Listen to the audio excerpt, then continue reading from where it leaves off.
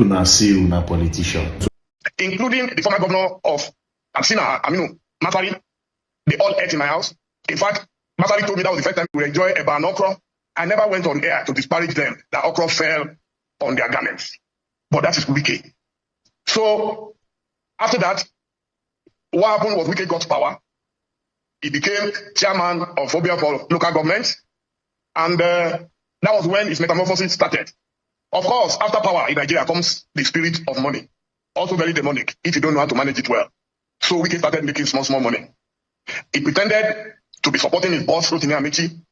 And then, thereafter, he had enough money to drink his choice alcohol from Akpeteshi, otherwise known as Gogoro. He started. Yeah, hello viewers around the globe. Good day. We'll be talking about the recent interview. We'll be talking about the recent interview on Channels TV, the Channels TV interview with Shehu Akin Baloye. The one he interviewed Wike, and also the one he interviewed Dele Momodu. Of course, you saw what happened. Dele Momodu the last few days, just 2 days ago. Dele Momodu was talking about giving a right to reply. So he was really angry and upset about the way Dele Momodu, Wike was talking about him.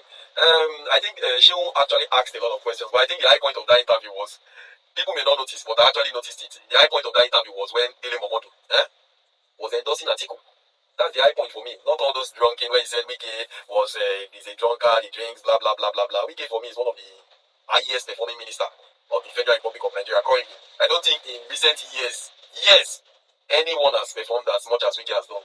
To be very, very candid and honest, I don't think anyone. So let's leave all those talk. I think the high point of that interview was when Dele Momodu was trying to endorse Atiku over all other candidates. Well, he technically also included all those other parts, talk about Peter Obi and all that and all that and all that. But we know, when you study politics, when you study them, you understand you understand what he was doing. Some questions that they were asking him was just evading some of the questions. Like the part they asked him about, did you collect any money? Just look at it. He said that Wike benefited immensely from his talent. That's not the answer of whether he collected money from Wike or not. I don't know. A lot of these people, sometimes it's quite funny the way they want to treat Nigerians. When you ask a question, it's either you answer or not. When you are asked A, then you talk about Z, or you go and talk about how you wore your clothes to the office. When you are asked if you stole money. So if you got money, rather. So the next part of the interview is the one that involves Daniel Bwala. Daniel Bwala, he called even Dele Momodu inclusive. He called them internally displaced politicians. If he was not in Benue, they would say he didn't go to Benue. Now you went to Benue. Why didn't you go to your water? The shifting of goalposts is one of these elements you find in these internally displaced politicians. How many of them are gasping for power now? About 6? Internally displaced politicians, that's IDPs, that they are internally displaced. Why are they internally displaced? Because they want to form an opposition. I don't think there's anything wrong with having an opposition. And he also commented on saying that Peter Obi lacks empathy as compared to VDM. That's very dark man. Why was he saying that? Peter Obi does not occupy any office. From the look of things, Peter Obi has actually gone far. Aside Benue State, he has gone to other places. He has actually gone to the true IDPs, that's internally displaced persons camps, and also donated money. I think it's a welcome development. If the man has even tried like that with his personal funds, his private funds. So I think he has done enough. He has done well. The main thing is to try and encourage our presidents to try and visit all those sites and try and help people more. Like what the masses are saying, going to St. Lucia is not a bad thing, even donating is not a bad thing. But not when your household is not it's not arranged, it's in disarray.